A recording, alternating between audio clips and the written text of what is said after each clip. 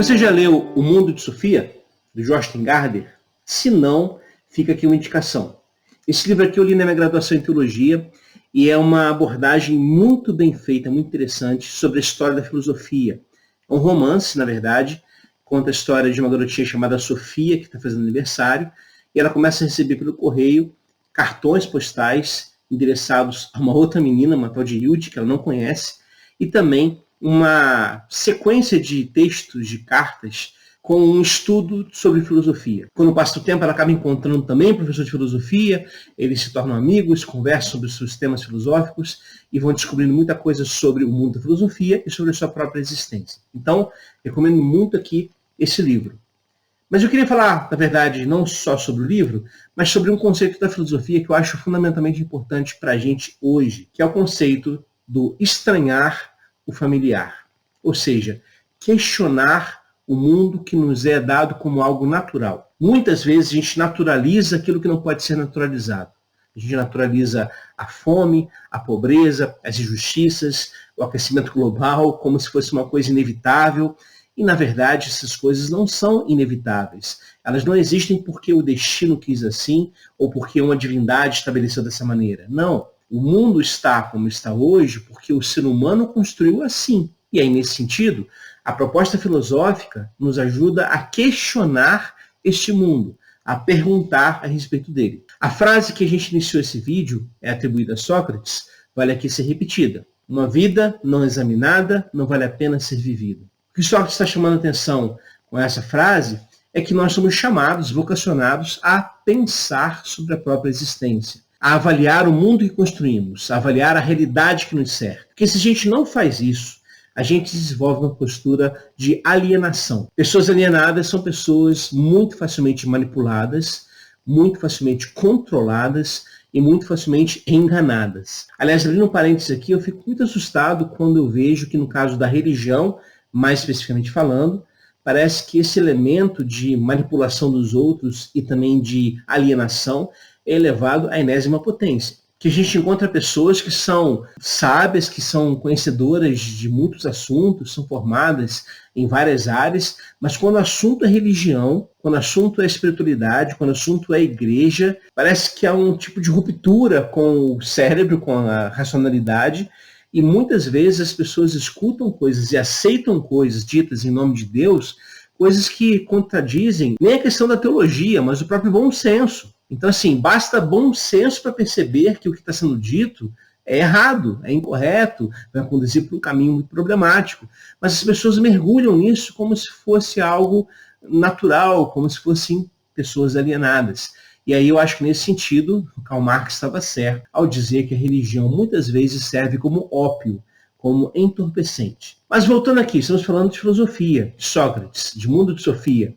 E nesse sentido, a filosofia nos ajuda a questionar tudo à nossa volta, a perguntar, a pensar. E eu acho que se a gente faz um vínculo dessa postura com a própria espiritualidade cristã, a gente vai encontrar também muitos elos muito importantes. Afinal de contas, nós somos chamados a amar a Deus com todo o nosso coração, com toda a nossa força, mas também com toda a nossa mente. Ou seja, como diz John Stott, crer é também pensar. Pensar a fé, pensar a existência diante de Deus, pensar a própria relação com Deus. Isso é importante. Afinal de contas, na relação com Deus, não há uma ideia de um Deus que se impõe a nós como força controladora ou dominadora. Ao contrário, há um convite para uma relação de amor. Nós nos relacionamos com Deus como uma pessoa, porque, afinal de contas, ele se revela a nós, segundo o cristianismo afirma, a partir de Jesus, que é uma pessoa. Então, ao nos relacionarmos com Jesus, nós estamos nos relacionando com o próprio Deus. E essa relação, gente, é uma relação que exige de nós afeto, exige de nós corpo, corporalidade, exige de nós tudo que somos, incluindo também a nossa mente. E é aqui que eu acho que essa postura filosófica pode nos ajudar. A gente precisa desenvolver uma prática de avaliar o mundo à nossa volta. E dentre as razões para isso, tem uma que eu acho central. Apenas uma avaliação do mundo à nossa volta será capaz de tornar esse mundo melhor a partir de mudanças. Se a gente entende que o mundo que existe à nossa volta, a sociedade na qual vivemos, se a gente entende que a sociedade foi gerada por pessoas, então ela também pode ser transformada por pessoas. Ou seja, é possível mudar o mundo. É difícil, mas é possível. Aliás, sobre isso, Paulo Freire diz o seguinte: ensinar exige a convicção de que mudar é possível. A partir desse saber fundamental, mudar é difícil, mas é possível, que vamos programar nossa ação político-pedagógica. Não importa se o projeto com o qual nos comprometemos é o de alfabetização de adultos ou de crianças, se de ação sanitária, se de evangelização, se de formação de mão de obra técnica. Ou seja, é possível mudar o mundo. E aí eu volto aqui ao mundo de Sofia e a Sócrates.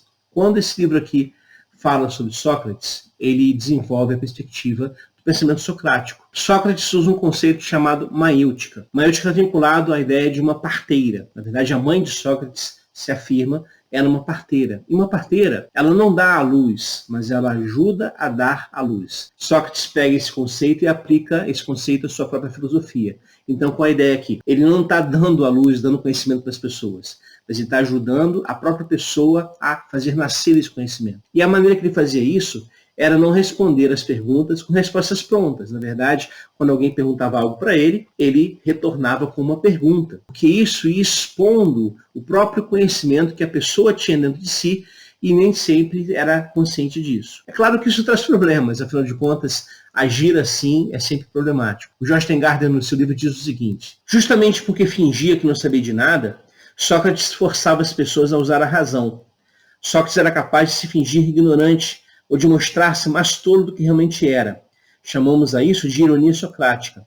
Foi assim que ele conseguiu expor as fraquezas do pensamento dos atenienses. Isso podia acontecer bem no meio da praça do mercado, no meio de toda a gente. O encontro com Sócrates podia significar expor-se ao ridículo, ao riso do grande público. E é evidente que alguém agindo assim, cedo ou tarde, vai atrair oposição. É o que aconteceu com Sócrates. Na verdade, é o que acontece com qualquer um que se apresente com posturas filosóficas. Questionar o mundo que já existe e que muitas vezes é controlado por forças midiáticas, forças econômicas, forças políticas. Ora, questionar esse mundo é necessário, mas traz oposição de quem quer controlar esse mundo, de quem quer manter o status quo. Então, a atitude filosófica ela é perigosa. No caso de Sócrates, ele foi condenado à morte. Que grupos políticos, tanto de direita quanto de esquerda, embora esses conceitos sejam anacrônicos aqui para pensar na Grécia Antiga, mas grupos conservadores e progressistas, e de novo esses conceitos são problemáticos, mas enfim, você entendeu o que eu quero dizer.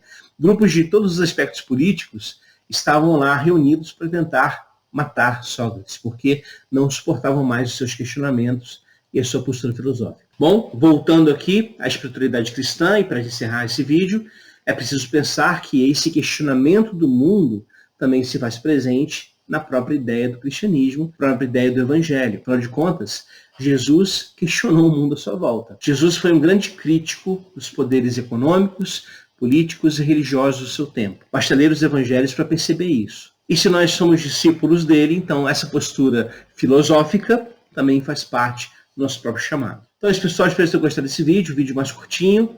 Quero lembrá-los que nesse próximo domingo, dia 26, temos aqui no canal uma live falando sobre C.S. Lewis do seu mundo. Então participe. Domingo, 9h30 da noite, estaremos aqui. Conto com sua presença.